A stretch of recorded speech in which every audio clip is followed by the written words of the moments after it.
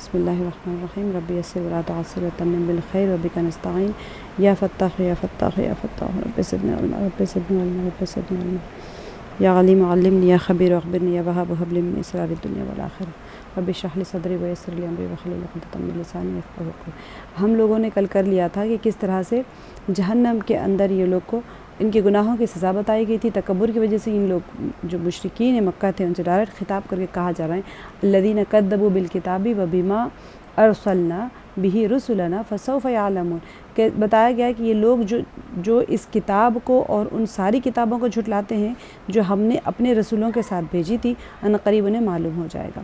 کیوں جھٹلاتے تھے یہ آپ لوگوں نے دیکھ لیا تھا کہ وہ لوگ جھٹلانے کی وجہ صرف ہر درمی تھی، جہل تھا، ماننے تیار نہیں تھے کہ ہم قرآن پاک کے احکامات کو نہیں ماننا چاہتے تھے، تو اس وجہ سے وہ لوگ انکار کرتے تھے۔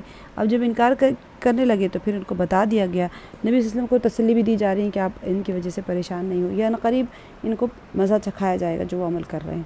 آگے بتایا کہ اذ الاغلال فی اعناقہم والسلاسل یسحبون، جب طوق ان کے گردنوں میں، اب یہ سزا کی کیفیت بتائی جا رہی ہے۔ اللہ تعالی ہم سب کی محافظت فرمائے کہ جب طوق ان سب کے گلوں میں ڈال دیے جائیں گے اور زنجیریں جن سے پکڑ کری، ہم نے طوق اور زنجیروں کا سورہ یاسین میں بھی کیا تھا کہ وہ کس طرح کے اغلال ہوں گے کہ گردنوں کے اندر کیسے ہوگی کہ ان کی گردنیں کھڑی کی کھڑی رہ جائے گی۔ ہم نے وہاں پر اس کے بارے میں بھی پڑھا تھا کہ اس طرح کا جو عذاب ہے ممکن ہے کہ ان کو دنیا میں دیا جائے گا، جب جسے بتایا گیا کہ ان کے آگے بھی دیوار ہے، ان کے پیچھے بھی دیوار ہے اور ان کے گردن میں طوق ہے، تو وہاں پر ہم نے یہ غلل کا لفظ کا کیا تھا کہ وہ طوق اس طرح کا ہوگا کہ ممکن ہے کہ ان کی گردنوں میں کوئی لوہے کے پٹوں کی طرح ہوں گے جس کی وجہ سے وہ اپنے گردنوں کو نیچے نہیں جھکا پائیں گے، یا پھر یہ دنیا کا عذاب ہوگا جس کی وجہ سے ہر دھرمی اور عناد کی وجہ سے وہ کوئی نیکی کی بات نہیں قبول کرتے۔ لیکن یہاں جو ذکر آ رہے ہیں وہ تو باقاعدگی سے ان کو جہنم کے عذاب کے بارے میں بتایا جا رہا ہے۔ اذ الاغلال، جب طوق ان کے گردن میں، فی اعناقہم، عنق کہتے ہیں گردن کو، ٹھیک ہے، فی اعناقہم ان کے گردنوں میں طوق ڈالے جائیں گے، والسلاسل اور زنجیریں، یسحبون جن سے پکڑ کر، یہاں پر لا ہے تو اس کا مطلب یہ ہے کہ ترجمہ آگے کنٹینیو ہوگا، یسحبون فی الحمیم، وہ جسے پکڑ کر وہ کیا کریں گے، کھولتے ہوئے۔ دیکھیں تسبیح جب ہم پڑھتے ہیں، میں نے آپ کو بتایا تھا کوئی چیز کا جاری ہونا یا اس طرح سے لے جانا یا اس طرح سے استعمال ہوتا ہے۔ یسحبون، وہ پکڑ کر کیا کریں گے، ان کو کھولتے ہوئے پانی کی طرف کھینچ کر لے جائیں گے، کھولتے ہوئے پانی کی طرف کھینچے جائیں گے۔ تو فی الحمیم، حمیم کا بھی ہم نے بہت ساری اس کی تفصیل، حامیم میم کا جو ہم نے پڑھ لیا تھا کہ حمیم گرم کھولتے ہوئے پانی کی بہت ساری تشبیہات ہم نے دیکھی تھی کہ کھولتی ہوئی کیا چیز ہوتی ہے، کس طرح سے وہ کھولتا ہوگا کہ گردن گلے سے چلا جائے گا تو ایک بار پورے کا پورا راستہ ختم کر دے گا، اتنا کھولتا ہوا پانی ہے۔ اور وہ پانی کی بھی کیفیات ہم نے دیکھی تھی کہ کس طرح کی پانی کی کیفیات ہوتی ہیں، کہ وہ کون سا سڑا ہوا گلا ہوا پانی ہوگا یا پھر وہاں جہنمیوں کے عذاب سے جو جمع کیا ہوا مواد ہوگا، خون پیپ اور اس طرح کا، اللہ سبحانہ و تعالی ہماری حفاظت فرمائے۔ تو وہ کھولتے ہوئے پانی کی طرف کھینچ کر لے جائے جائیں گے۔ ثم فی النار یسجرون، ہم نے یسجرون کی بہت ساری تفصیلات کر لی ہیں اس کی کہ وہ کھولتے ہوئے پانی کی طرف کھینچے جائیں گے اور پھر دوزخ کی آگ میں جھونک دیے جائیں گے۔ تو آگ میں وہ جھونکے جائیں گے، تو کس طرح سے وہ ایک منظر ہوگا، اللہ سبحانہ و تعالی یہاں پر اس چیز کو کھول کے بیان فرما رہے ہیں تاکہ یہ کس کو مخاطب کیا جا رہا ہے، مشرکین مکہ کو۔ اور آپ لوگوں کو پتہ ہے یہ سورہ مؤمن جو ہے تیسرے اور چوتھے دور کے ٹائم پیریڈ ہے، اور وہاں پر کس قدر مظالم ڈھائے جا رہے تھے مؤمنوں کے اوپر کہ وہ ہجرت کے لیے مجبور ہو گئے تھے، ان کو قتل کیا جا رہا تھا یا پھر وہاں سے مکے سے نکالنے کے ان کے منصوبے بنائے جا رہے تھے، بلکہ نبی پاک صلی اللہ علیہ وسلم کو بھی قتل کرنے کے منصوبے بنائے جا رہے تھے۔ تو اس دور میں کتنی تکالیف اٹھا رہے تھے مؤمنین، اور خود نبی پاک صلی اللہ علیہ وسلم، سوشل بائیکاٹ ہو رہا ہے ان کا، اتنی مشکلیں، اتنی تنگی، بالکل چلنا پھرنا مشکل کر دیا تھا۔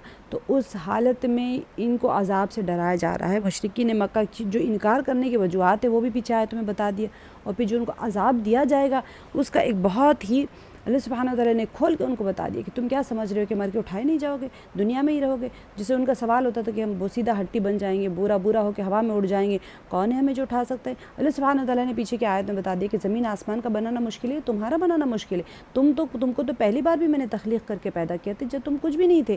7 سٹیجز اللہ تعالیٰ نے بیان فرما دی کہ نطفے سے تم علقہ ہوا، مدغہ ہوا، گوشت کا لوتھڑا ہوا، اس کے بعد تم ماں کے پیٹ کے اندر نشو و نمائی پا کے اتنے اچھے خاصے بچے ہونے کے بعد میرے سبحانہ تعالیٰ نے نکالا دنیا میں، پھر وہ بچے کو ایسے ہی نہیں چھوڑ دیا۔ رب جو فرمایا، خالق اور رب کا ہم نے پڑھ لیا تھا کہ رب کون ہوتا ہے، جو کہ پیدا بھی کرتا ہے اور بتدریج ایک حال سے دوسرے حال تک پہنچاتا ہے، اور بتدریج اس بندے کو حد کمال تک پہنچاتا ہے، اس کی ضروریات بھی پوری کرتا ہے۔ ساری چیزیں پوری کرنے کے باوجود پھر تم کیا کرتے ہیں، اس بار ایک بڑی جوانی اور توانائی کی عمر میں پہنچتا ہے بندہ، خوب طاقت آ جاتی ہے اس کو، طاقت آنے کے بعد میں پھر وہ بڑھاپے کی طرف جاتا ہے۔ پھر کچھ لوگ اس سے پہلے مر جاتے ہیں، جو کہ بڑھاپے کے آخری حد تک کچھ لوگ پہنچ جاتے ہیں، اور بعض لوگ اس سے پہلے، یعنی کوئی بچے تھے مر گئے، بچپن میں مر گئے، کوئی جوانی میں انتقال کر گئے، کوئی اس طرح کے سٹیجز میں کہیں نہ کہیں وہ لوگ دنیا سے چلے جاتے ہیں، منتقل ہو جاتے ہیں۔ کوئی بڑھاپے کے آخری حد تک پہنچ جاتا ہے۔ پھر اس حد تک پہنچنے تک کتنے سٹیجز تھے، یہ سارے سٹیجز کون کروا رہا ہے، کون رزق دے رہا ہے، کون تمہیں دنیا کی ضروریات پوری کروا رہا ہے، سارا پوری کروانے کے بعد میں تم سوال کرتے ہو کہ ہم کیسے اٹھائے جائیں گے؟ تمہارا اختیار کس چیز کے اوپر تھا؟ رزق تمہیں کس نے دیا تھا دنیا میں؟ جب رب نے رزق دیا تھا پھر تم اسی رب کے اوپر سوال کرتے ہو کہ کیسے اٹھائے جائیں گے؟ پھر اللہ سبحانہ و تعالیٰ نے تمام آسمان اور زمین کی تخلیق، دن اور رات کے آنے جانے میں ساری چیزوں کا مثالیں دے کے فرمانے کے بعد میں اللہ تعالیٰ نے فرمایا یہ جہنم کے عذاب، یہ سارا کچھ تم روزانہ صبح شام دیکھ رہے ہو، اس کے باوجود تم اللہ سبحانہ و تعالیٰ کی آیات کا انکار کرتے ہو، نشانیوں سے انکار کرتے ہو، تو پھر تمہیں عذاب سے کون بچا سکتا ہے؟ نبی پاک صلی اللہ علیہ وسلم کو بھی تسلی دی جا رہی ہے، اور جہنمی جو انکار کرنے والے ان کی وجہ بتا دی گئی کہ وہ صرف اور صرف ہر درمی اور ضد، تکبر کہاں سے آیا؟ جہل کی وجہ سے آیا۔ انسان جب علم حاصل کرتا ہے تو اس کے اندر عاجزی آ جاتی ہے، جب عاجزی آ جاتی ہے تو وہ اللہ سبحانہ و تعالیٰ کے سامنے جھک جاتا ہے۔ تو کیا ہوا تکبر سے کہاں تک چلے آئے؟ دیکھیں آپ، ایک موتیوں کی لڑ اگر آپ پرونا شروع کریں تو انکار تک، کفر تک آنے کی وجہ کیا تھی؟ پیچھے کفر تک آنے کی وجہ تھی تکبر، اور اس کی وجہ تھی جہل۔ اسی وجہ سے علم حاصل کرنے سے، علم کی نور میں انسان کی طبیعت کے اندر سے وہ کبر نکل جاتا ہے، کہ اللہ تعالیٰ کو مان لیتا ہے۔ جب اللہ تعالیٰ قرآن پاک میں بار بار بتاتے ہیں تخلیق کائنات کے، تو اس کے اندر سے وہ خود بڑائی، خود پسندی اور خود کی بڑائی، خود کی یہ میں کچھ ہوں نکل جائے گا۔ وہ خود ماننا شروع ہو جائے گا کہ میں کچھ نہیں ہوں، اللہ سبحانہ و تعالیٰ سب کچھ ہے۔ جب وہ مان لیتا ہے کہ اللہ سبحانہ و تعالیٰ سب کچھ ہے تو پھر اس کے دل میں یقین آ جاتا ہے کہ جس رب نے یہ تمام کائنات کو پیدا کیا ہے، اس رب کے سامنے میری کیا اوقات ہے، میرا کبر، میری بڑائی، میں کیا ہوں، کچھ بھی نہیں ہے، سب ختم ہو جاتا ہے۔ تو وہ تکبر اس کو یہاں تک لے آیا تھا، جس کی وجہ سے اللہ سبحانہ و تعالیٰ نے سزائیں بتا دی ہیں کہ ان کے گلوں میں طوق ڈالے جائیں گے، اور وہ پھر کیا کریں گے، اور زنجیروں کے ساتھ میں وہ گھسیٹے جائیں گے۔ کس طرف گھسیٹے جائیں گے؟ کھولتے ہوئے پانی میں، پھر آگ میں وہ جھونکے جائیں گے۔ آگے فرمایا ثم قیل لہم این ما کنتم تشرکون۔ اب وہاں پر ان سے پوچھا جائے گا کہ پھر کہا جائے گا کہ چلو بلاؤ لاؤ تمہارے جس کو تم شریک ٹھہراتے تھے دنیا میں رہ کے، ان کو تو کیوں پوچھتے تھے، کیوں ان سے یہی پوچھا جائے گا کہ اب کہاں ہیں اللہ کے سوا وہ دوسرے خدا جن کو تم شریک کرتے تھے؟ کیوں شریک کرتے تھے وہ؟ ہم نے اس کو آلریڈی کر لیا کہ وہ لوگ کو شریک کرنے کی وجہ یہ تھی کہ وہ یہ مانتے تھے کہ ہماری سفارش کریں گے وہ لوگ جہنم، یعنی روز آخرت میں ہم اتنے سارے ارباب کی، اتنے سارے ربوں کی اس لیے پوجا کرتے ہیں، اس لیے ان کو مانتے ہیں، اسی لیے ان سے مانگنا، دیکھیں کسی کو ماننا اور کسی سے مانگنے میں بہت فرق ہوتا ہے۔ یہاں پر وہ ان کو مانتے تھے اور انہی سے مانگتے تھے، اپنی ضروریات کا مطالبہ کس سے کرتے تھے؟ وہ ارباب سے، وہ بتوں سے کرتے تھے۔ تو ہمیں بھی اپنے ایسے نہیں ہے کہ ہمیشہ یہ سوچا جائے کہ وہ بت کی پوجا کرتے تھے، ہم تو بت کی پوجا نہیں کرتے، لیکن ہم نے اپنے دل میں کتنے بت بنا کے رکھے وہ بھی ہم دیکھ لیں کہ ہماری ضروریات کے وقت میں جس رخ پہ ہمارا سر جھک رہا ہے وہی ہمارا رب ہے۔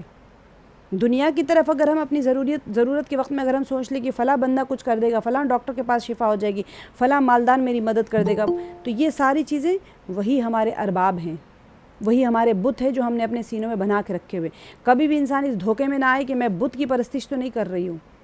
انسان کے دل میں جو رب ہے وہ رب اور ارباب میں فرق دیکھ لیں۔ اگر اللہ سبحانہ و تعالیٰ کی طرف میں جھک رہی ہوں تو پھر میرے دل میں سب سے پہلا خیال آئے گا کہ میری بچی بیمار ہو گئی تو میں یہی سوچوں گی کہ میرا رب کے پاس اس کی شفایت، 2 رکعت نماز مانگے، اللہ سے مانگے، اس کے بعد اسباب کو اختیار کریں۔ ڈیفینیٹلی دنیا دارالاسباب ہے، یہاں پر تو ہر انسان کو اسباب اختیار کرنا ہے۔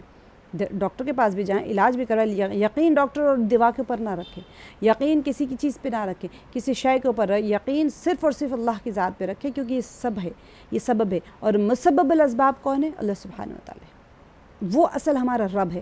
تو یہاں پر پوچھا جا رہا ہے ان سے کہ ثم قیل لہم، ان سے پوچھا جائے گا، قیلا یعنی کہا جائے گا نہیں آئے گا، بلکہ پوچھا جائے گا ان سے، لہم اینما، ان لوگوں سے، اینما کنتم تشرکون، تم شرک کرتے تھے نا دنیا میں، کہاں ہے، چلو لے آؤ تمہارے۔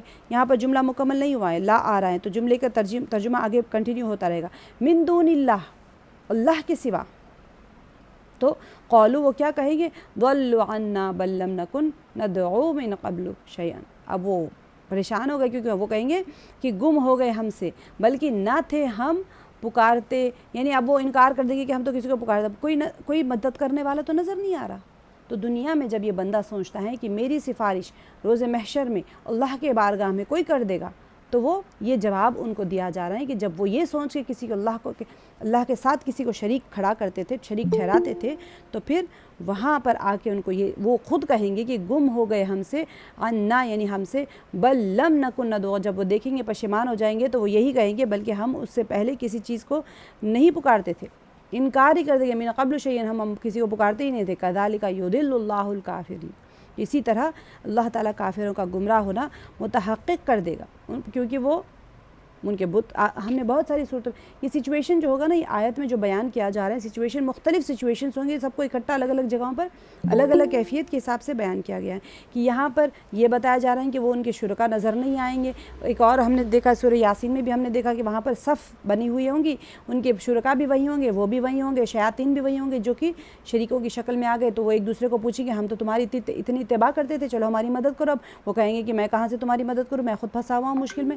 تو میں تمہاری کیا مدد کر سکتا ہوں۔ تو یہ بھی سچویشن ہوگا، ہر قسم کا سچویشن ہوگا۔ پھر ہو سکتا ہے کہ ان کے جو مٹی اور لکڑی کے جو انہوں نے بندھائے تھے بت، وہ سارے جہنم میں پھینک دیے جائیں گے، تو اپنے شریکوں کو تلاش کر کے کہ بھئی ہمارے شریک کہاں چلے گئے جس کی ہم دنیا میں پوجا کرتے تھے۔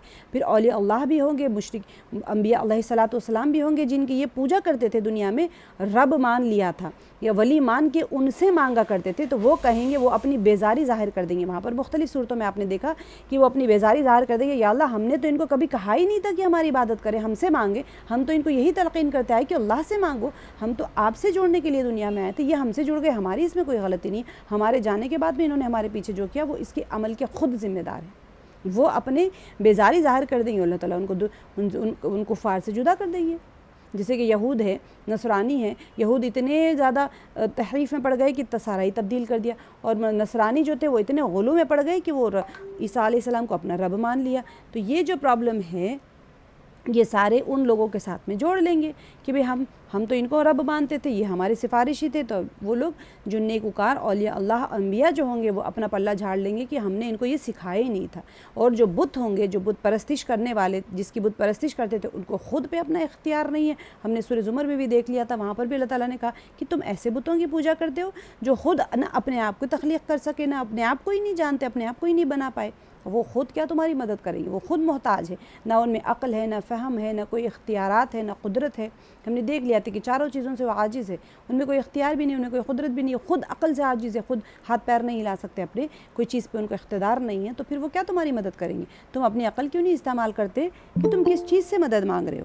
تو یہ سارا جو سچویشن بیان کیا گیا تھا وہاں پر، اس کے اندر ہم نے سیکھ لیا کہ وہ ایک جو وحشتناک ماحول ہوگا قیامت کا، اس کے لیے ہمیں، اور کافرین کو جو کفار تھے ان کا کیا پس منظر، ان کی کیا سوچ ہوتی تھی۔ یہاں سارا پیپر آؤٹ ہے، پیپر وہاں پر آپ کو ایک نیا کوسچن نہیں دیا جائے گا کہ ہمیں تو پتہ ہی کوئی نہیں تھا کہ قیامت میں کیا منظر پیش آئے گا۔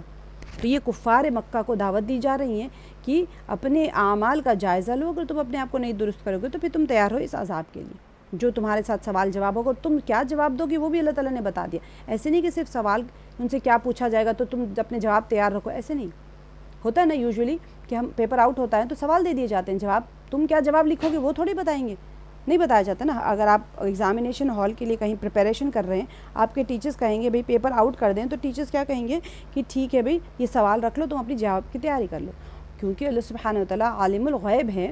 اب کوئی ٹیچر یہ بتا سکتی ہے کہ میں تمہیں سوال دے بھی دوں تب بھی تم یہی جواب لکھو گے، تم غلط لکھو گے اور تم فیل ہو جاؤ گے؟ کوئی ٹیچر تو نہیں بتائے گی نا یہ چیز کو، اس کو کیا پتہ کہ وہ بندہ کیا لکھنے والا ہے۔ وہ کہیں گے کہ بھئی میں نے سوال دے دیے، تیاری کر کے آؤ، اب اپنی پیپر کی تیاری کرو اور پیپر اچھا کرو، اسی لیے تو سوال دیے جاتے ہیں نا، پیپر آؤٹ کیوں کیا جاتا ہے؟ تاکہ بندہ تیاری کر لے۔ ہمارا تو پیپر آؤٹ ہو چکا ہے، قرآن پاک میں ہمارا ایگزامینیشن جو ہونے والا ہے دنیا میں اور آخرت میں، اس کا تو اللہ تعالیٰ نے پیپر آؤٹ کر دیا اور جواب بھی بتا دیا کہ بندہ یہ جواب دے گا وہاں پر، تو اس اب سوچیں، اب میں ہوں مثال کے طور پر میں کوئی ایگزامینیشن لکھنے جا رہی ہوں، مجھے آنسر شیٹ یعنی کویسچن پیپر بھی دے دیا گیا ہے، آنسر تو مجھے پتہ ہے آلریڈی، کیونکہ قرآن ہدایت کی کتاب ہے تو میرے پاس تو آلریڈی بکس ہے، ایگزامینیشن دنیا کے ایگزامینیشن کے حساب سے میں بول رہی ہوں، مجھے تو سارے آنسرس پتہ ہے، سارے کویسچنز مجھے دے دیے گئے ہیں۔ اب اگر مجھے کوئی آ کے کہے کہ تم کل ایگزام میں غلط آنسر لکھنے والے ہو، میں کہوں گی بھائی میں کیوں غلط آنسر لکھوں گی، میرے پاس تو سوال بھی ہے، جواب بھی ہے، تو میں تو پڑھ کے جاؤں گی اور اپنا امتحان صحیح لکھوں گی، غلط جواب کیوں لکھوں گی میں وہاں جا کر؟ یہی ہوتا ہے نا دنیا میں۔ لیکن ہم دیکھیں کتنی غفلت میں پڑے ہوئے ہیں کہ سوال بھی ہمارے پاس ہے، جواب بھی ہمارے پاس ہے، پھر بھی ہم جا کے وہاں غلط جواب دینے والے ہیں۔ تو اس کا جواب بھی یہاں پر بتا دیا گیا ہے کہ قولو، وہ کہیں گے کہ ضلوا، یہ مکے والوں کو بتایا جا رہا ہے، تمام لوگوں کے سامنے کھول کے بتایا جا رہا ہے، اگر تم غلط راستہ اختیار کرو گے تو تم اس کیٹیگری میں آؤ گے جو یہ جواب دیں گے، اگر تم صحیح راستہ اختیار کر لو گے تو تم اس کیٹیگری میں آئیں گے جو خوش و خرم جنت میں جایا کریں گے۔ تو یہ بھی آؤٹ کر دیا گیا ہے۔ تو وہ لوگ کہیں گے، کیا کہیں گے؟ اسی طرح بھٹکاتا ہے اللہ کافروں کو۔ یہاں پر میں نے آپ لوگوں کو بارہا سمجھایا ہے کہ بھٹکاتا ہے اللہ کافروں کو، مراد یہ نہیں ہے کہ اللہ تعالیٰ نے جان بوجھ کے ان کو بھٹکا دیا ہے، سارا کچھ سامنے ہے، سوال بھی سامنے ہے، قرآن پاک بھی سامنے ہے، وحی کا نزول ہو رہا ہے، نبی پاک صلی اللہ علیہ وسلم ان کے ساتھ موجود ہے، مشرکین مکہ کے سامنے سارا کچھ ہو رہا ہے، پھر بھی جہل، ہردرمی، تکبر، اس کی وجہ سے وہ لوگ گمراہ ہو جائیں گے۔ جب گمراہ ہو جائیں گے تو پھر اللہ تعالیٰ ان کو انہی کے حال پہ چھوڑ دیں گے۔ جیسے میں آپ کو ہمیشہ بتاتی ہوں کہ آپ بنگلور کے ٹرین میں بیٹھ کے کبھی دلی کشمیر نہیں جا سکتے، آپ نے جانا بنگلور ہی ہے، کیونکہ آپ نے خود قدم اٹھا کے اپنے ٹرین میں بیٹھے۔ اگر آپ کو واپس دلی جانا ہے تو اسٹیشن پہ اترنا ہوگا، ٹرین چینج کرنی ہوگی۔ اسی لیے ہم جو گناہوں کا راستہ اگر ہم اختیار کر لیں اور یہ سوچیں کہ اللہ غفور الرحیم ہے، میں کچھ بھی کرتی رہوں اللہ معاف کر دیں گے، بے شک اللہ غفور الرحیم ہے، لیکن اس کی شرط بتا دی گئی ہے کہ یہ ان لوگوں کی، نبی پاک صلی اللہ علیہ وسلم سے عائشہ رضی اللہ عنہا نے پوچھا کہ اللہ غفور الرحیم ہے تو کیا شرابی، جواری، زانی کے لیے؟ تو فرمایا نہیں، یہ تو ان لوگوں کے لیے ہے جو کہ نیک اعمال کر رہے ہیں، اللہ سبحانہ وتعالیٰ کے عبادات میں لگے ہوئے ہیں، پھر بھی وہ رو رہے ہیں کہ پتہ نہیں ہماری عبادات میں کوتاہی ہو گئی ہو، کمی ہو گئی ہو، اللہ ہمیں معاف کرے۔ تو گمراہی، شراب پینے والا، جوا کھیلنے والا، زنا کرنے والا کرتے چلا جا رہے ہیں، ہردرمی کرتا چلا جا رہے ہیں، گناہ پہ گناہ کر رہے ہیں اور یہ سوچ رہے ہیں کہ اللہ غفور الرحیم ہے، تو وہ شیطان کا دھوکہ ہے، کہ وہ شیطان کا دھوکہ ہے۔ ہر انسان جو گناہ کرتا ہے وہ شیطان کی اصرار کر رہا ہے نا گناہ میں، اڑا ہوا ہے، ڈٹا ہوا ہے، جبکہ اللہ تعالیٰ فرما رہے مت جاؤ گناہ کے حدود کے قریب میں۔ تو یہ ان لوگوں کے لیے اللہ غفور الرحیم ہے جو کہ عبادات میں لگے ہوئے ہیں، تسبیحات میں لگے ہوئے ہیں، پھر بھی اللہ سبحانہ وتعالیٰ سے ڈر رہے ہیں۔ ذالکم بما کنتم تفرحون، یہ پیچھے کی جو وجہ بتائی وہ کیوں ہے یہ بات؟ بوجہ اس کے جو تھے تم خوش ہوتے، ہم نے اس کی کافی تفصیل کر لی تھی، فی الارض بغیر الحق، کیوں خوش ہوتے تھے؟ جس کے ہم نے تشریح کر لی تھی کہ گناہ کا کام کرتے ہوئے لذتوں میں لگا ہوا انسان، فضول میں اپنی زندگی، اپنی خواہش نفسانی، اپنی ہوا کے پیچھے بھاگنے والا، اس انسان کو تفرحون جو ہوتا ہے، تم خوش ہوتے تھے۔ آپ دیکھیں جب انسان اللہ سبحانہ وتعالی کے احکامات کے اوپر عمل کرتا ہے تو اس کو خوشی ہوتی ہے، فرحت ہوتی ہے، لیکن کون سی خوشی؟ اللہ پہ، اللہ کے فیصلوں پہ راضی ہونے والے خوشی۔ بظاہر کوئی دیکھے تو اس کو لگتا ہے یہ تو بڑے غمگین ہے، کیسے حالت میں یہ لوگ، اس کو اپنے اندر سے خوشی ہوتی رہتی ہے کہ میں تو اللہ کے فیصلے پہ راضی ہوں۔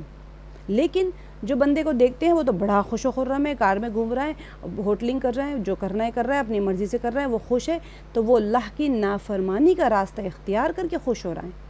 اسی لیے اللہ تعالیٰ فرما رہے ہیں یہ جو ان کو سزا دی جا رہی ہے، یہ کیوں دی جا رہی ہے؟ ذالکم بما کنتم، یہ بات بوجہ اس کے جو تھے تم خوش ہوتے، کنتم تفرحون فی الارض بغیر الحق۔ کیوں بغیر الحق کہا گیا؟ کیونکہ وہ حق راستے سے ہٹے ہوئے تھے، ناحق کے وہ، یعنی کہ ناحق خوش کیسے ہوگا؟ کسی کے اوپر ظلم کیا، کسی کا مال غصب کر لیا، کسی کو چوری سے کسی کو دھوکہ دے کے، کچھ ایسے کام جو اللہ نے منع کیے ہیں وہ کاموں کو اختیار کر کے انسان خوش ہو رہا ہے، تو وہ ظاہر میں تو خوش لگے گا لیکن وہ اس کا انجام یہ ہوگا پھر وَبِمَا كُنْتُمْ تَمْرَحُونَ۔ اسی لیے، اور دوسری وجہ کیا بتائی؟ وہ اتراتے پھرتے تھے، بڑے تم اتراتے تھے نا زمین کے اوپر، تو کیوں اتراتا ہے بندہ؟ کہ بندہ جب گناہ کرتا ہے اور اس کے اوپر اللہ کی پکڑ نہیں آتی تو وہ سینہ تان کے کہتا ہے کہ میں نے کیا کیا بھائی، میں تو بڑا نیک ہوں، اگر میں گنہگار ہوتا تو اللہ کی پکڑ نہ آتی مجھ پہ، زمین پھٹ کے میں اندر نہ دھس جاتا، آسمان سے میرے اوپر پتھر اور آگ کے گولے نہ گر جاتے۔ یہ کون ہے؟ کفار ایسے ظلم کرتے تھے مؤمنوں کے اوپر، تو وہ یہی سوچتے تھے کہ ہم اتنا ظلم کر رہے ہیں پھر بھی ہمارے اوپر تو کوئی عذاب نہیں آ رہا، تو وہ سینہ تان کے کہتے کہ ہم تو راستے سیدھے راستے پہ اتراتے ہوئے گناہ کرتے ہوئے وہ اترانا، تکبر کے راستے کو اختیار کرنا اور یہ سوچنا کہ اللہ کی پکڑ نہیں آئی تو میں نیک ہوں۔ میں نے پرسوں بھی آپ لوگوں کو بتایا تھا کہ جب انسان کوئی گناہ میں ہوتا ہے اور وہ مطلب ایک انسان تنگی میں ہوتا ہے، پریشانی میں ہوتا ہے، تو لوگ یہ کہنے لگ جاتے ہیں کہ پتہ نہیں کیا گناہ کیا تھا، ان کے ساتھ ایسے حالات آ گئے۔ اور کوئی انسان خوشحال ہے تو وہ خود یہ سوچنے لگ جاتا ہے کہ میری تو نیکیاں ہیں جو سامنے آ رہی ہیں۔ یہ عام ہمارے یہاں پر رواج بنا ہوا ہے، ہر کوئی انسان دوسرے کو جسٹیفائی کر رہا ہوتا ہے۔ ہم یہاں پر جسٹیفیکیشن کے لیے نہیں ہے دنیا میں، ہم اپنا ایگزام لکھ رہے ہیں۔ ہم سب ایگزامینیشن ہال میں، وہ بندہ جو خوش ہے وہ بھی اپنا ایگزام لکھ رہا ہے، وہ بندہ جو پریشان ہے وہ بھی اپنا ایگزام لکھ رہا ہے، اور ان دونوں کو دیکھ کے جو ریئیکٹ کر رہا ہے وہ بھی اپنا ایگزام لکھ رہا ہے۔ میں نے دونوں کو دیکھا اور میں ریئیکشن دے رہی ہوں۔ میں یہاں ریئیکشن دینے کے لیے نہیں ہوں، میں صرف اپنے اعمال کرنے کے لیے اپنے پیپر پہ مجھے کانسنٹریٹ کرنا ہے کہ بھئی پریشان زدہ کو دیکھ کے آپ کو کیا ریئیکشن دینا ہے، خوشحال کو دیکھ کے آپ کو کیا ریئیکشن دینا ہے، اپنے اعمال کو دیکھ کے مجھے کیا کرنا ہے۔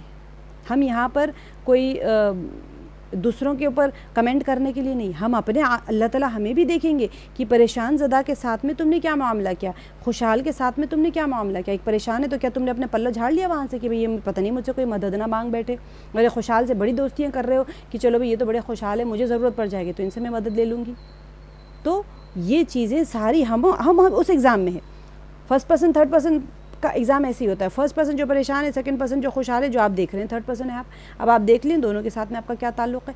کیا میں نے اپنی زندگی کو اللہ کی رضا کے لیے پیمانہ طے کر لیا کہ بھئی میں یہ کروں گی جو اللہ راضی ہے مجھ سے، چاہے مخلوق ناراض ہو جائے۔ ویسے اللہ سبحانہ و تعالیٰ کی رضا کے اعتبار سے، اللہ کے فیصلوں کے اعتبار سے، اللہ کے احکامات کے اوپر بندہ جب چلتا ہے نا تو مخلوق ناراض ہو ہی نہیں سکتی، کیونکہ اللہ سبحانہ و تعالیٰ کا جو نظام ہے وہ ایسے ہی ہے کہ کوئی بھی اللہ کے بتائے ہوئے احکامات کے اوپر چلے اور وہ گمراہ ہو جائے یا پھر مخلوق اس سے ناراض ہو جائے، ایسا ہو ہی نہیں سکتا۔ کیونکہ جب بندہ اللہ کی اطاعت کرتا ہے تو اللہ سبحانہ و تعالیٰ فرماتے ہیں فرشتوں کو منادی کرنے کے لیے کہ میں اس بندے سے محبت کرتا ہوں۔ جب آپ اللہ کی رضا کے لیے عمل کرتے ہیں تو اللہ تعالیٰ آپ سے راضی ہو جاتے ہیں۔ جب اللہ آپ سے راضی ہو جاتے ہیں تو اللہ تعالیٰ فرشتوں کو منادی دینے والوں کو کہتے ہیں کہ جاؤ ندا لگاؤ کہ میں اس بندے سے محبت کرتا ہوں، ساری مخلوق اس سے محبت کرے۔ چرند پرند پتے جھاڑ پہاڑ انسان سب کے دل میں محبت ڈال دی جاتی ہیں اس بندے سے جو اللہ کے فیصلوں پہ راضی رہتا ہے۔ لیکن ایکسیپشنل کیسز ہوتے ہیں، نبی پاک صلی اللہ علیہ وسلم سے تو بغض رکھتے، تو اس کا مطلب یہ نہیں ہے کہ آپ صلی اللہ علیہ وسلم کے فیصلوں پہ راضی نہیں ہوتے تھے۔ وہ گمراہ دل ہوتے ہیں جو کہ اللہ کے ولیوں کے ساتھ میں بغض رکھتے ہیں۔ اگر مجھے کسی سے بغض ہو رہا ہے تو میں خود بھی مجھے ڈرنا چاہیے کہ پتہ نہیں وہ اللہ کا ولی ہے اور میں اس سے بغض رکھ رہی ہوں۔ میں تو ایسے نہیں کیٹیگری میں آ گئی کہ جس اللہ مجھ سے ناراض ہے، اور اس فرشتے کی دعا میں نہیں آئی کہ تمام مخلوق کے دل میں محبت ڈال دو اس شخص کے لیے جس سے میں محبت کرتا ہوں، جو مجھ سے محبت کرتا ہے۔ تو کہیں میں اس کیٹیگری میں تو نہیں آ گئی کہ جو گمراہوں کے دل پہ تو ویسے غلف پردے پڑے ہوتے ہیں۔ تو جب ہمارے دل میں کسی کے لیے بغض آئے تو ہم اپنے دل کا جائزہ لیں۔ ہو سکتا ہے کہ وہ بڑی نیک بندی ہے اللہ کی اور میں کیٹیگری سے آؤٹ ہو گئی ہوں اور میرے دل میں ان کی طرف سے بغض آ رہا ہے۔ اب دیکھیں کیا ان کو فیصلہ کیا جائے، ادخلوا ابواب جہنم خالدین فیہا۔ یہاں پر کیا ہو رہا ہے، اب جاؤ جہنم کے دروازوں میں داخل ہو جاؤ۔ کس کو کہا جا رہا ہے؟ جو پیچھے سے ساری کیٹیگری آ رہی ہیں جس کو ہم ڈسکس کر کے آئے ہیں، ان سے کہا جا رہے ہیں۔ اب یہ جمع ہو گئے، یہ سارا ان سے کہا گیا چلو لاؤ بلاؤ تمہارے شریکوں کو جس کی تم عبادت کرتے تھے، اور وہ لوگ کہیں گے ہم سے تو ہمارے شریک گم ہو گئے، ہم تو کسی کی عبادت کرتے ہی نہیں تھے۔ تو وہاں ان سے کہا جا رہا ہے کہ ادخلوا ابواب جہنم خالدین فیہا۔ خلد کا ہم نے کر لیا تھا آلریڈی پیچھے، ہمیشگی کے لیے آتا ہے۔ خلد اس چیز کو کہتے ہیں جب بہت عرصے دراز تک وہ چیز اپنے پوزیشن میں رہے، تو پھر خوف لام دال اس کا مادی حرف تھا، جس سے کہ وہ بہت لمبے پوزیشن پہ رہے گی۔ تب بھی جیسے اس کو کیوں کہا جاتا تھا، چولہا لگاتے ہیں تو پتھر ہوتے ہیں نا، آپ بڑے بڑے 3 پتھر رکھ کے آپ اس کے اوپر چولہا رکھ کے پکاتے ہیں، تو وہ پتھر آگ بھی ہوتا ہے، سارا کچھ ہوتا ہے، وہ بہت لمبے عرصے تک وہ وہی پوزیشن میں رہتے جب تک کہ آپ اس کو ہٹا نہ دیں۔ تو اسی طرح خلد کا مراد یہ ہوتا ہے کہ جو جس پوزیشن میں ایک بار چلا گیا تو وہ اس میں ہمیشہ رہے گا۔ جنتی جنت میں ہمیشگی کے اعتبار سے رہے گی، اور جہنمی جہنم میں چلے جائیں گے ہمیشگی کے لیے۔ تو یہ بہت آیات جو ہے ایمانیات کی آیات ہے، ہمارے اپنے ایمان کے جائزے کی آیات ہے۔ تمام حوامیم میں انسان کا ایمان جھنجھوڑ کے اللہ سبحانہ و تعالیٰ ہمیں اپنا جائزہ لینے کے لیے کہہ رہے ہوتے ہیں۔ کہ دیکھو اگر اس طرح کے عمل کرو گے تو یہ ان کے ساتھ جائزہ ہوگا، ان کو جزا ملے گی، اور پھر اس کے ساتھ اینڈ کلائمیکس یہاں پر یہ ہو جائے گا کہ اب جہنم کے دروازوں میں داخل ہو جاؤ۔ فبئس مثوى المتکبرین، تو کتنا برا ہے ٹھکانہ تکبر کرنے والوں کا۔ سبحان اللہ، اللہ سبحانہ و تعالیٰ ہمیں ہر شے سے، ہر چیز سے اللہ تعالیٰ ہمیں آگاہ کر رہے ہیں۔ اب دیکھیں یہ جو یہاں پر متکبرین کے لیے کتنا برا ٹھکانہ ہے، یہ جملہ اس بات کی ایک اور تاکید ہے کہ ان کی بدبختیوں کا اصلی مرکز کیا تھا؟ تکبر اور غرور۔ اسی وجہ سے تکبر کے لیے بچنا بہت ضروری ہے۔ جب انسان اپنا جائزہ لیتا ہے نا، جب کوئی بڑی بات نکلی منہ سے تو سمجھ لیں کہ تکبر کا کیڑا کھانے لگ گیا ہمیں۔ دیمک ہوتی ہے نا، کیسے لکڑی کو کھوکھلا کر دیتی ہے۔ تکبر ہر انسان میں، غرور اور تکبر ہر انسان میں، ایمان والے میں بھی آتا ہے۔ مشرک اور وہ لوگ جو ہوتے ہیں انہوں نے تو کفر سے ہی ایمان سے ہی انکار کر دیا، لیکن ایمان والوں میں بھی آتا ہے۔ وہ تکبر کا کیڑا جو ہے نا انسان کے ایمان کو کھاتا رہتا ہے اندر سے۔ یہ تو خیر ہم یہاں جو آیت میں کر رہے ہیں یہ تو کفار کے بارے میں کر رہے ہیں، لیکن عموماً کیا ہوتا ہے جب ہم مشرکین اور کفار کے بارے میں پڑھتے ہیں تو ہم سوچتے ہیں ان کے لیے میرا اس میں کیا ہے، میں تو مومن ہوں، میں تو جنتی ہوں۔ تو اس وجہ سے ہمیں بھی اپنا جائزہ لیتے رہنا چاہیے۔ فبئس مثوى، کیونکہ یہ جو ٹھکانہ پہنچا ان کو سزا دی گئی صرف اور صرف تکبر کی وجہ سے دی گئی۔ تو وہ جو غرور اور تکبر ہوتا ہے وہ اصل مرکز ہے اس کے اندر۔ تو وہی تکبر جو الفساد، انسان اور حق کے درمیان میں پردہ ہے، ساری فساد کی جڑ ہی تکبر ہوتی ہے۔ اور انسان اور حق کیوں کہا گیا؟ حق اور ناحق نہیں کہا گیا، انسان میں ہوں اور حق ہے، مجھے حق راستے کو اختیار کرنا ہے، اب میرے درمیان میں ایک پردہ آ گیا تکبر کا۔ اب جب تک تکبر میرے آنکھوں کے سامنے رہے گا مجھے کوئی حق راستہ نظر ہی نہیں آئے گا۔ انبیاء کے مقابلے میں محاد آرائی جو ہوتا ہے نا انسان کا، اور باطل کی راہ میں اصرار کرنے کا سبب ہے۔ انبیاء نے ایک سبق سکھا دیا ہمیں، ٹھیک ہے، اب ان کے ساتھ میں آپ ان کا سبق سکھایا ہوا سبق چھوڑ کے باطل کو کیوں اختیار کرے گا انسان؟ باطل کی راہ کے اوپر چلنے کا اصل سبب جو ہوتا ہے وہ تکبر ہوتا ہے، کیونکہ اپنے نفس کو مارنا ہے نا۔ جب ہم کوئی اللہ کے راستے کے اوپر اللہ کا راستہ اختیار کرنے لگیں گے تو ہماری نفس تو بڑی متکبر ہے، وہ تو سرکش ہے، وہ تو اللہ کے نافرمانی سے آپ کو تھپ تھپائے گی۔ جب گناہ کرے گی تو تمہاری کیا غلطی تھی اس میں؟ انہوں نے ایسے کیا تو تم نے ایسا کیا، اگر وہ نہیں کرتے تو تم تھوڑی کرتے، تم تو اپنی جگہ چپ چاپ بیٹھی ہوئی تھی۔ وہ آئے تم کو چھیڑے سنائیں گے تو کیا تم چپ رہو گی، سنتی رہو گی ہمیشہ کہ کوئی آئے کہ سنائے؟ تو اللہ سبحانہ و تعالیٰ فرما رہے ہیں کہ صبر کرو، صبر کا بدلہ میں دوں گا جنت میں۔ اللہ سبحانہ و تعالیٰ اخلاق سکھا رہے ہیں ہمیں کہ تمہارے ساتھ میں کوئی ایسا کرے تو تم کیسا کرنا چاہیے۔ سارے اخلاقیات نبی پاک صلی اللہ علیہ وسلم نے سکھائے، قرآن پاک میں سکھائے جا رہے ہیں۔ نفس کیا کہتی ہے؟ نفس کہتی ہے کہ تم صحیح۔ کبھی بھی انسان جب غلطی کرتا ہے تو اس کی نفس کبھی بھی اس کو ملامت نہیں کرتی کہ تم نے غلط کیا۔ انسان کا ضمیر جو ہوتا ہے، فرشتہ ملہم فرشتہ جو ہوتا ہے، وہ تو اس کو ضرور ملامت کرے گا کہ بھی تم نے غلط کیا، لیکن نفس اس کو تھپ تھپا کے کہتی کہ تم صحیح ہے۔ جبھی تو انسان ہر درمی پہ اتر جاتا ہے نا۔ جو کفار آپ سوچیں کیوں نہیں ایمان لاتے تھے، حالانکہ جانتے تھے سب کچھ، پھر کیوں نہیں ایمان لائے؟ ان کی نفس ان کو تھپ تھپا کے کہتی تھی کہ تم صحیح ہے۔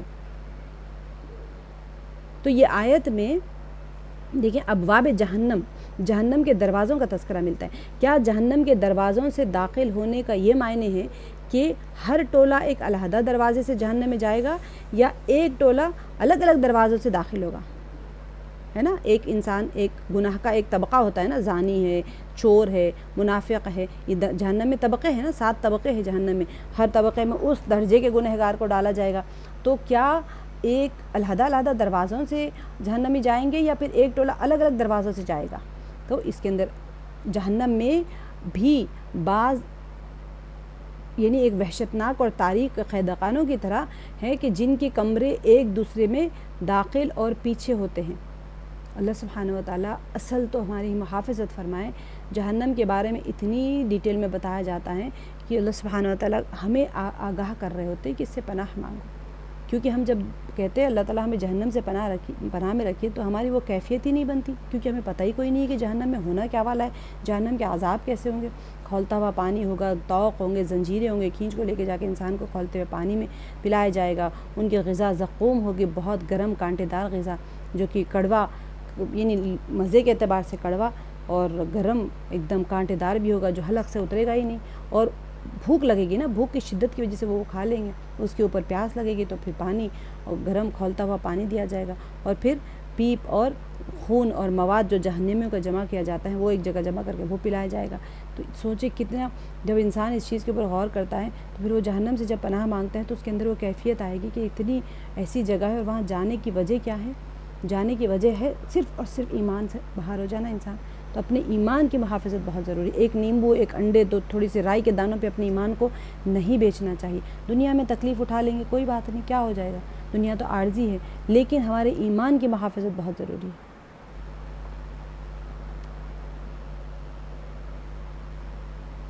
اب یہاں پر جہنم کے 7 دروازے ہیں، 7 طبقے جو ایک دوسرے کے اوپر ہیں. پھر فرمایا گیا ہے کہ اب ایک ہاتھ دوسرے کے اوپر کر کے فرمایا کہ اس طرح سے، یعنی ایک ایسے رکھتے ہیں نا، اس طرح سے فرمایا گیا کہ اس طرح سے جہنم میں طبقے ہیں. تو اس میں مختلف تفاصیل ہیں. جہنم کے دروازے جو ہوتے ہیں، جہنم کے دروازے بہشت کے دروازوں کی مانند ہے. ان مختلف عوامل کی طرف اشارہ ہے کہ جو انسان کو جنت یا جہنم میں لے جاتے ہیں، جو انسان کے عمل ہوتے ہیں اس کی جو جنت اور جہنم میں لے جاتے ہیں، ایسے ہی گناہ گار جہنم میں بھی ایسے ہی جائے گا. ہر قسم کا گناہ یا ہر قسم کا نیک عمل ایک دروازہ شمار ہوتا ہے. جیسے ذاکرین کے لیے دروازہ ہے ویسے زانیوں کے لیے بھی دروازہ ہے، منافقین کے لیے ایک طبقہ ہے. تو ایسے ہی جیسے نیکوکاروں کے لیے زہد اور اختیار کرنے والے، بہت کثرت سے روزے رکھنے والے، ذکر کرنے والے، نمازیں پڑھنے والے، جہاد کرنے والے، الگ الگ کیٹیگریز کے لیے الگ الگ دروازے ہوں گے، جو کہ وہاں سے اس دروازہ وہ دروازہ پکارے گا. میں نے آپ لوگوں کو بتایا تھا کہ عورت کے لیے 8 دروازے جنت کے، 8 کے 8 دروازے عورت کے لیے پکارتے ہیں کہ ہم میں سے داخل ہو جاؤ. کیا تھا اس کے اندر؟ کوئی بڑا عمل نہیں ہے، صرف نمازوں کو اپنے اوقات میں ادا کرنا ہے، اپنی شرمگاہوں کی حفاظت کرنا ہے، شوہر کی فرمانبرداری کرنا ہے، اس کے مال میں اس کی اطاعت، اس کی غیر موجودگی میں، اس کی سارا کچھ اسی کا ہے نا مال. بس ایک جگہ پہ آئے کہ روزے رکھنے کا آیا، ایک جگہ پہ صرف اتنے ہی تھے. 4 عمل ہے، کہیں 3 عمل ہے. ہم نے خلاصۃ القرآن جب کیا تھا اس وقت کیا تھا. آپ سوچیں نہ آپ کے لیے جہاد ہے، نہ جمعہ ہے، نہیں کچھ بھی نہیں ہے، کچھ بھی نہیں ہے. صرف اور صرف اپنے آپ کی نماز 5 وقت کی ادا کریں، روزے رکھیں، شوہر کی اطاعت کریں، فرما برداری کریں، اور اپنی عزت آبرو کی حفاظت کریں. 8 دروازے جنت کے پکاریں گے اس عورت کو کہ مجھ سے داخل ہو جاؤ. کہاں چوک کھاتی ہے عورت؟ شوہر کی فرما برداری میں چوک کھا جاتی ہے. ہم نے خلاصۃ القرآن میں بہت تفصیل سے وہاں پر کیا تھا. میں آپ لوگوں کو تب صرف یہ بتا رہی ہوں. مان لے بس، جھک جانے میں کیا ہوتا ہے. لیکن کیونکہ جنت کا سوال ہے نا، سوال کس چیز کا ہے؟ اب کچھ بڑے کام نہیں کرنا ہے. یہاں پر دیکھیں اتنے ذکر کرنے والے ذاکرین ہیں، نماز پڑھنے والے، اور کیا کیا کرنے والے، جہاد کرنے والے، ساری راتوں میں جاگنے والے. آپ نے کون سے رات میں جاگنا ہے؟ آپ کو تو بچے سنبھالنے کے لیے اللہ تعالیٰ نے اجر دیا، گھر میں پکانے کے لیے اللہ نے اجر دیا، گھر کی حفاظت کرنے کے لیے اللہ نے اجر دیا، شوہر کے مال کی حفاظت کرنے کے لیے اللہ نے اجر دیا، اطاعت کرنے کے لیے اللہ نے اجر دیا. کچھ بھی بڑا کام نہیں ہے آپ کو. کتنا آسانی سے جنت میں جا سکتے ہیں. اتنی ہی مشکل ہوگی، عورتیں ساری کی ساری جہنم کے دروازوں پہ کھڑی ہوں گی. کیوں؟ شوہر کی نافرمانی کی وجہ سے. بغیر اجازت شوہر کے گھر سے باہر جانے کی اجازت نہیں ہے عورتوں کو، لیکن جاتے ہیں، لیتے ہی نہیں اجازت. جہنم میں ایک طبقہ دیکھا گیا ہے، عورتیں بغیر اجازتوں کے گھما کرتی تھیں. تو بہت زیادہ احتیاط کریں اس چیز. گھر کے کام کاج جب آپ لوگ کریں، یہ نہ سمجھے، بوجھ نہ سمجھے کہ ہم کام والی ہے کہ گھر میں کام کرنے کے لیے ہم بچوں کو سنبھال رہے ہیں، سارا دن کرتے. یہ لوگ تو پتہ نہیں کیا کرتے. ہمارے تو آپ کو کرنا ہی کیا ہے؟ آپ اپنی جنت بنا رہے ہیں. جتانے کی ضرورت ہی کون سی ہوتی ہے؟ آپ کو جنت نہیں مل رہی وہاں پر کہ میں نے کیا میں اتنا کیوں کروں. یہ اللہ سبحانہ و تعالیٰ فرما رہے ہیں کہ تمہارے لیے تو میں نے، کیونکہ اللہ تعالیٰ کو پتہ ہے عورت کمزور ہے.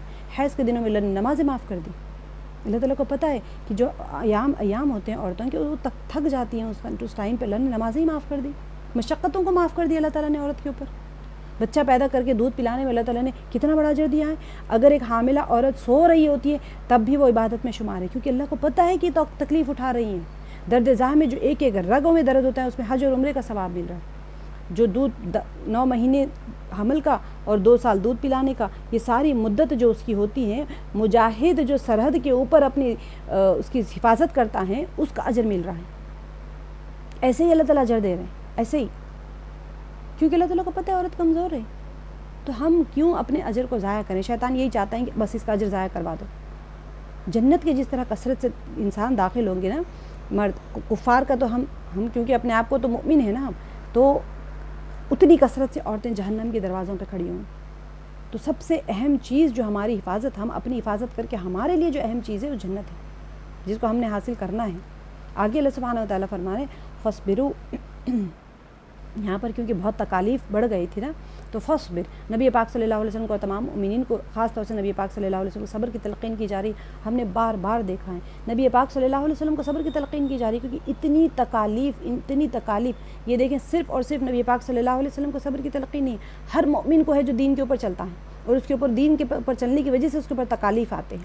فاصبر، پس اے نبی صلی اللہ علیہ وسلم صبر کیجیے. ان وعد اللہ حق، یہ ہم نے آلریڈی پیچھے کیا ہوا ہے، اللہ کا وعدہ حق ہے، تو یہ آج بھی ہے، آپ کے لیے بھی ہے، میرے لیے بھی ہے. ان وعد اللہ حق، کہ اللہ کا وعدہ برحق ہے. فإما نرینک، کہ آپ اب خواہ ہم آپ کے سامنے ہی ان کو ان برے نتائج کا کوئی حصہ دکھا دیں جن سے ہم انہیں ڈرا رہے.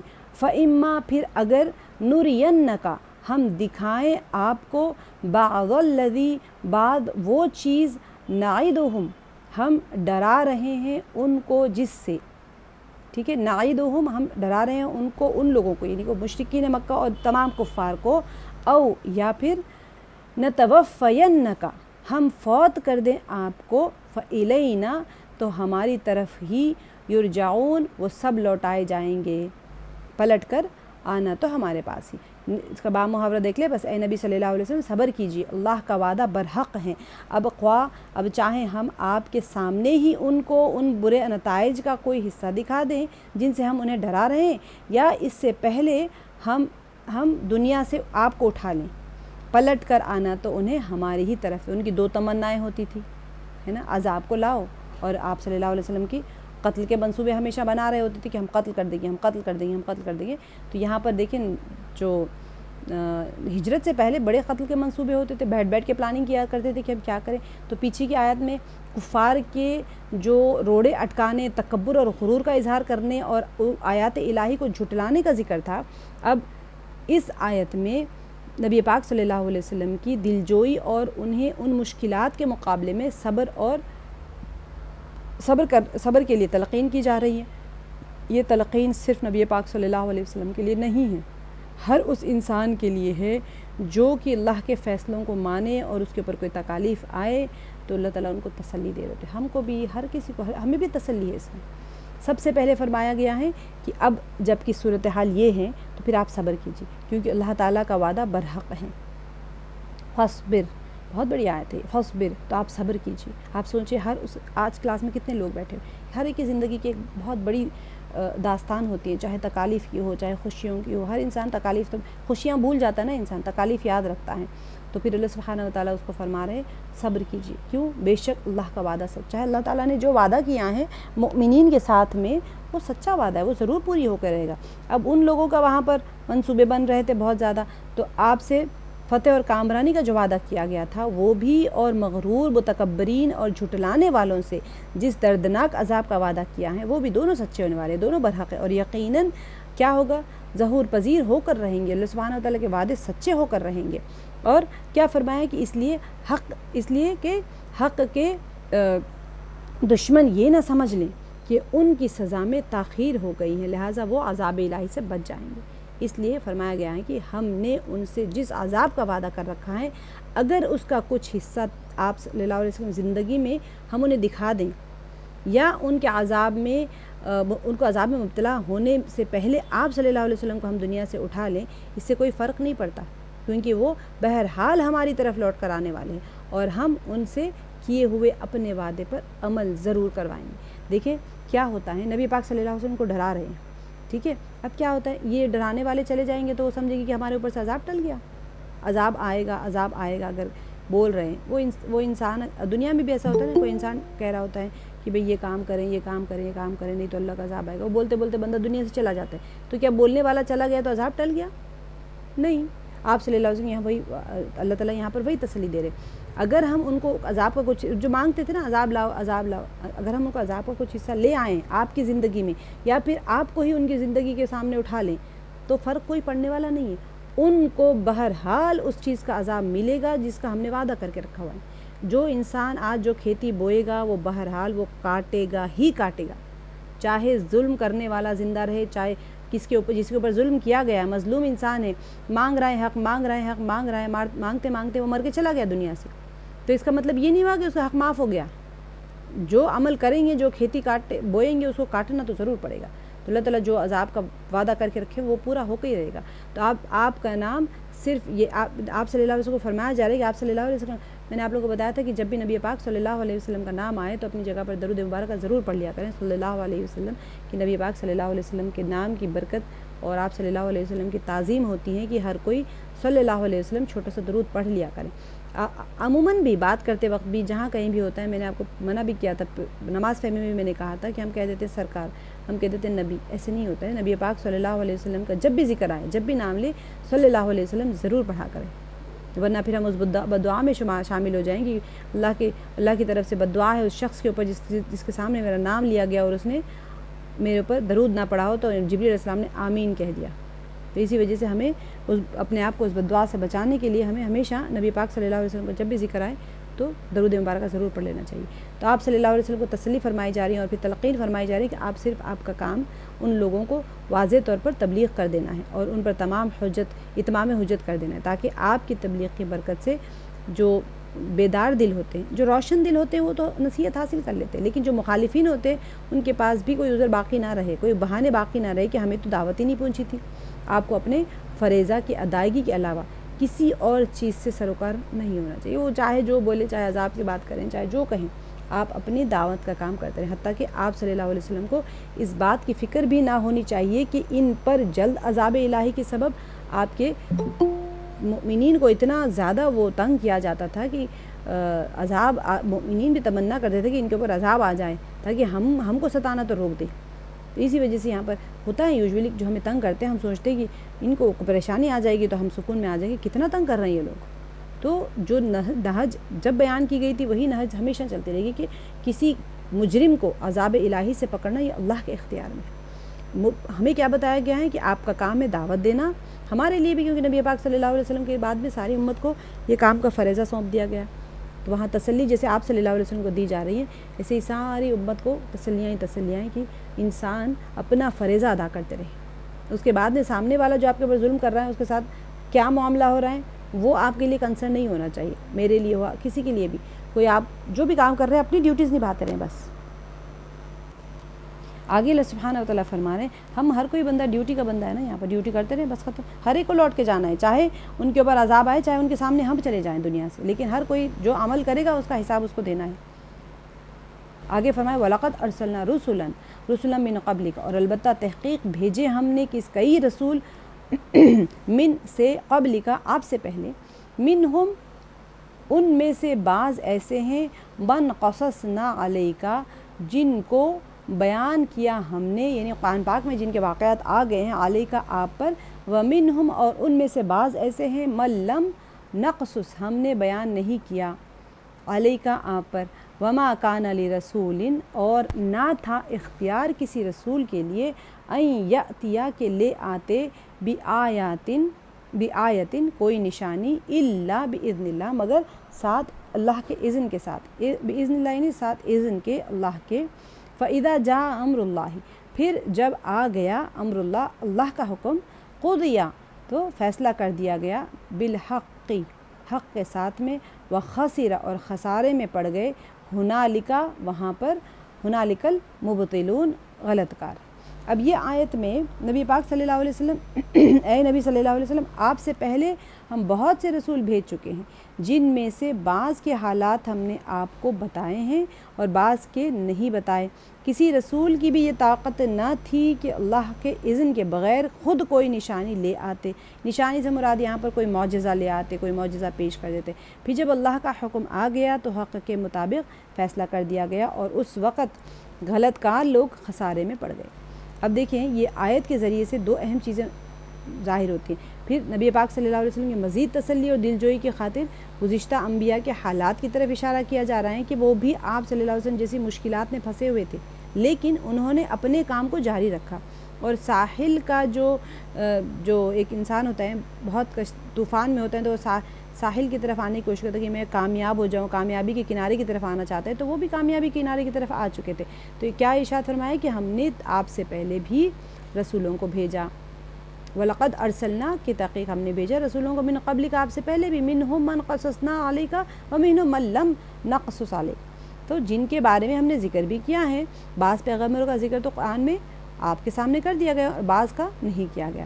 تو اب یہاں پر ان میں سے ہر ایک اس قسم کے حالات اور طاقت جس کی طاقت تھی برداشت کرنے کی، وہ تکالیف کو برداشت کرتے تھے، مشکلات سے وہ بھی دو چار ہو رہے تھے.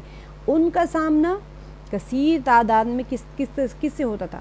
ضدی مزاج، متکبر اور مغرور لوگوں سے تھا، اور آخرکار حق کو کامیابی حاصل ہوئی اور ظالم جو تھے، وہ مجرم لوگ جو تھے، وہ مغلوب ہو گئے۔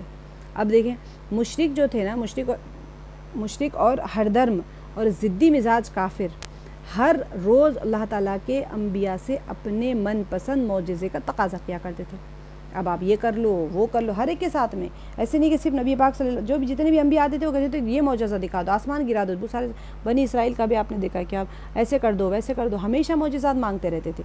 اور حضرت آپ صلی اللہ علیہ وسلم کے زمانے کے مشرکین نے بھی اسی طرز عمل کو اپنایا تھا۔ لہٰذا اسی کے ساتھ ساتھ ارشاد فرما دیا کہ کسی پیغمبر کو یہ حق حاصل نہیں تھا کہ وہ اللہ کے حکم کے بغیر میں کوئی معجزہ لے آئے۔ جو مطالبہ کیا جا رہے ہیں وہ اللہ سبحانہ و تعالیٰ جب معجزہ دیں گے تو اس وقت ظاہر ہو جائے گا، کیونکہ اصولی طور پر تمام معجزات کیا ہوتے ہیں؟ اللہ کے اختیار میں ہیں، اور کفار کے خاطر انہیں ایسے نہیں، بچوں کا کھیل نہیں بنایا جا سکتا کہ چلو ان کو چاہیے تو معجزہ دکھا دو، ہے نا۔ اور پیغمبر بھی ان کو روز کی مانگ کیے گئے ہوئے ہر چیز کو نہیں مانیں گے۔ پیغمبروں کو بھی حکم فرما دیا جاتا کہ اب یہ مانگیں گے تو آپ ان کی ہر بات نہیں ماننا چاہیے۔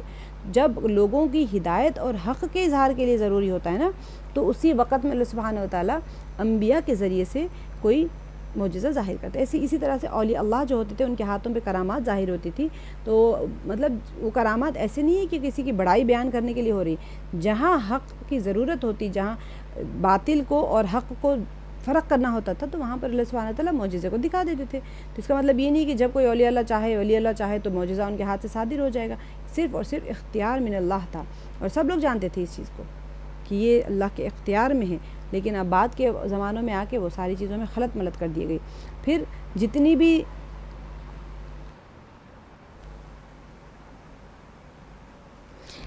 بھی جگہوں پر اللہ سبحانہ وتعالیٰ ڈراتے ہیں، وہ تمام صورت میں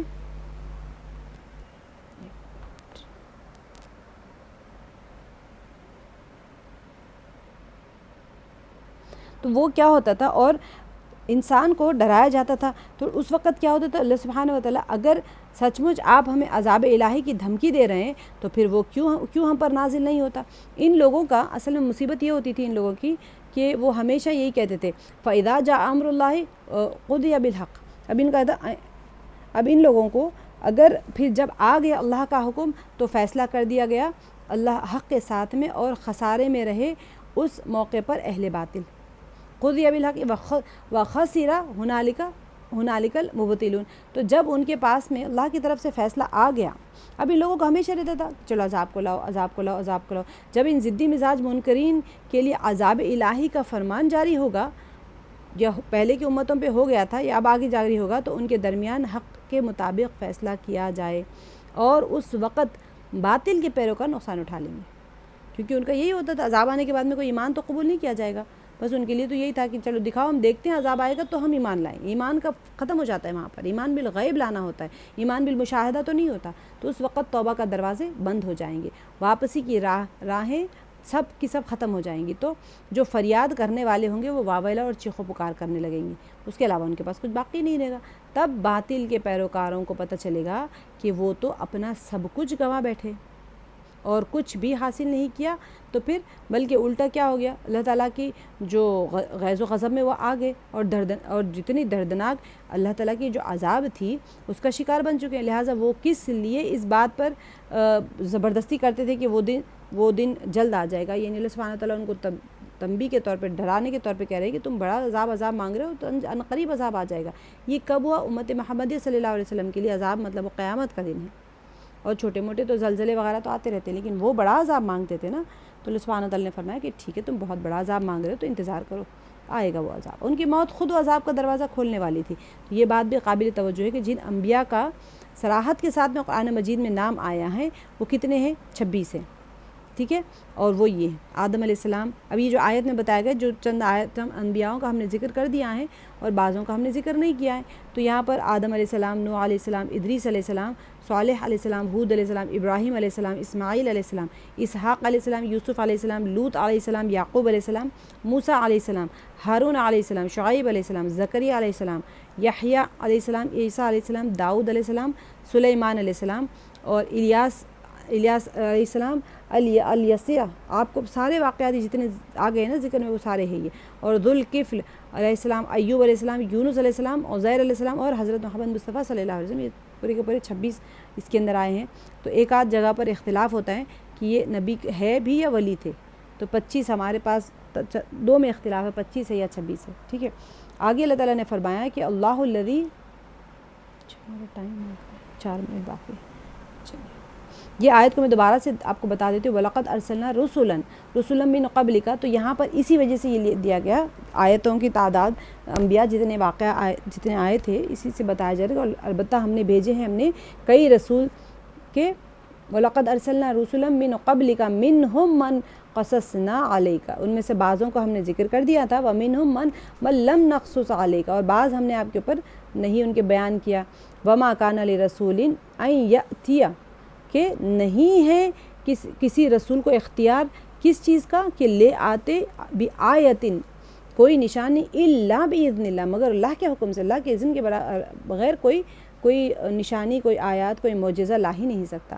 فَإِذَا جَاءَ أَمْرُ اللَّهِ قُضِيَ بِالْحَقِّ، اور پھر کیا ہو گیا، یہ لوگ عذاب مانگ رہے، تو پھر جب آ گیا حکم، اللہ کا فیصلہ کر دیا گیا ساتھ ان کے، اللہ کا حکم آ گیا، نہیں اللہ تعالیٰ کی طرف سے جب عذاب نازل ہو گیا تو پھر ان کے درمیان میں حق اور باطل کا فیصلہ کر دیا، قُضِيَ بِالْحَقِّ، اور ان کے درمیان میں فیصلہ کر دیا گیا، چلو تم اب غلطی والے ہٹ جاؤ، نیکوکار ہٹ جاؤ، تو کیا ہو گیا، وَخَسِرَ هُنَالِكَ، تو وہ خسارے میں پڑ گئے وہاں پر، کون، مبتلین، غلط کار، باطل کو اختیار کرنے والے، جو خسارہ اٹھانے والے تھے وہ ہو گئے۔